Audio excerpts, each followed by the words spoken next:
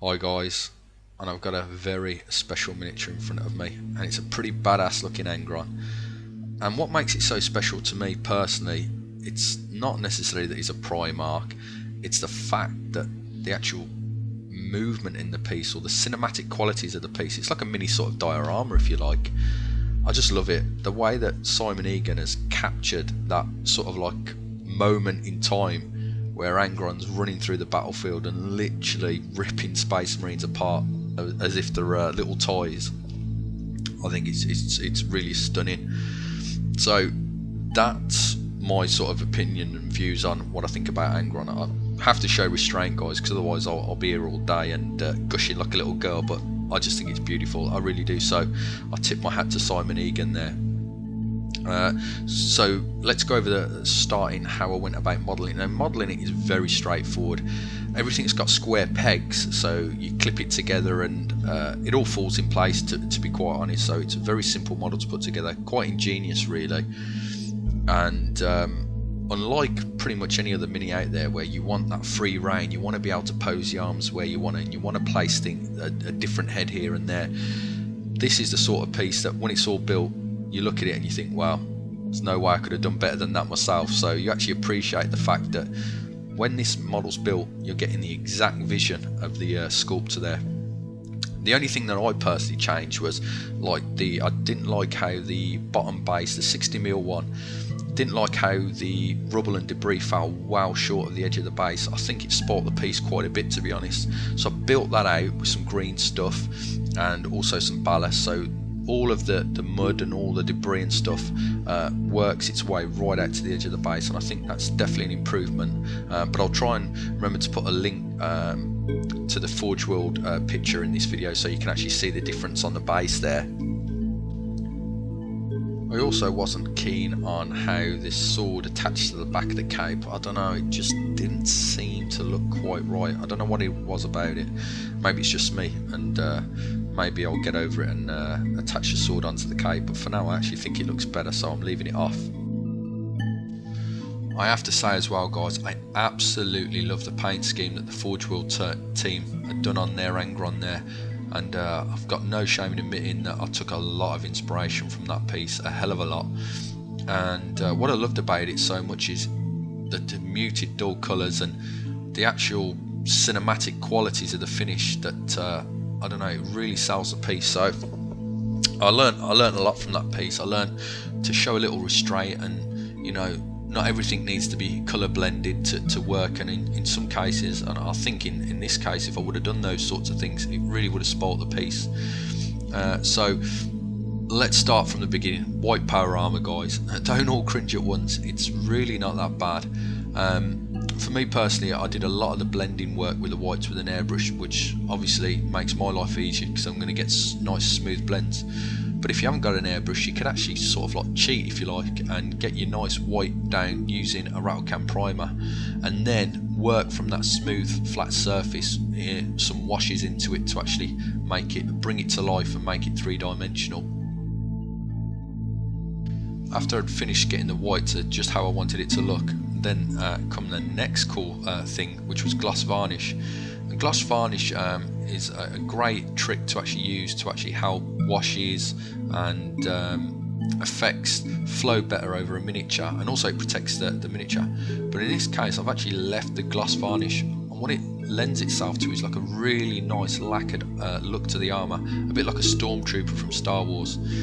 And if you did that similar sort of thing to pretty much any other Space Marine chapter armour colour, like, you know, Blood Angels red and so on and so forth, it'd look a bit tacky and naff, but on white it just works. But also there's a massive added bonus by actually working with pigments and flicking mud and packing mud into it and making it 3D. It combos beautifully with the lacquered look to the armour, so you've got the different textures working against each other, and again I think it sells that believability of the piece a bit more.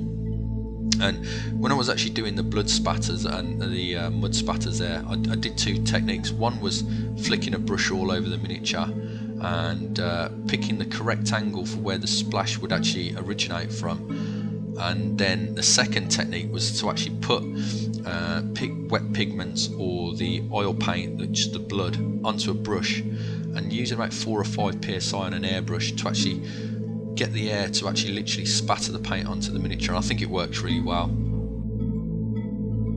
As soon as I get my next project up and running off the ground, I'm actually going to show you how to get those same sorts of effects with the mud and the gloss varnish and that sort of thing. But for now, Angron is completed and is painted and is available for sale, guys. And yeah, it's not the easiest decision as well, to be honest. I'm still in that sort of like honeymoon period where I like looking at it in the cabinet there, but I'm going to sell Angron and it's going to go towards my next cool project. So if anyone's interested in actually purchasing my Angron off me, send me a PM. I mean, obviously sensible offers, guys. A curly whirly and a packet of cheese and onion crisp. It's not going to cut it, unfortunately. So if anyone's got a real sensible offer, send me a PM. I mean, what I'll more than likely do is probably leave it 3 or 4 days, and if I've not got enough interest, I'll put it on eBay. I might even start the listing at 99p. Let's see if I'm brave enough to do that.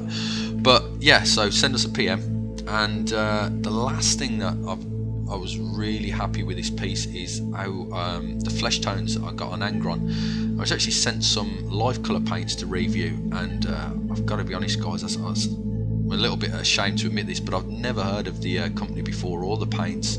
I'm sorry to say, but more for me, and shame on me really, because the paints are absolutely beautiful. They really are. I mean, if anyone's actually used these before, please put some comments down in the box. Let me know what you think of them, but I think they're absolutely fantastic. The 6 paints that come in the set, and then looking at the back of the box there's a really nice guide showing you how to get the best out of the different tones to actually get a really high quality display cabinet sort of piece.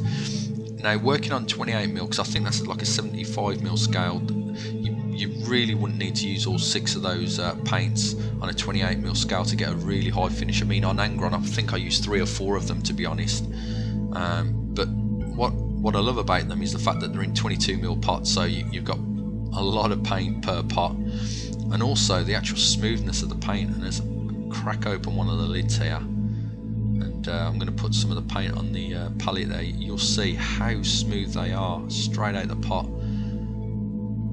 Now, I'm not going to mention other manufacturers and other paints, but because I don't want to, go tit for tat here, but as you can see, that paint is fully mixed there. There's no breaking of medium to pigment, and as it goes down on the palette, it's so smooth, it's beautiful. And before I actually discovered these paints and how good they are, I was actually pretty much using talon flesh as my base for almost most of my paints, and then cutting it with several different colours to get different tonal values. Well, with obviously this set, I didn't need to do that now.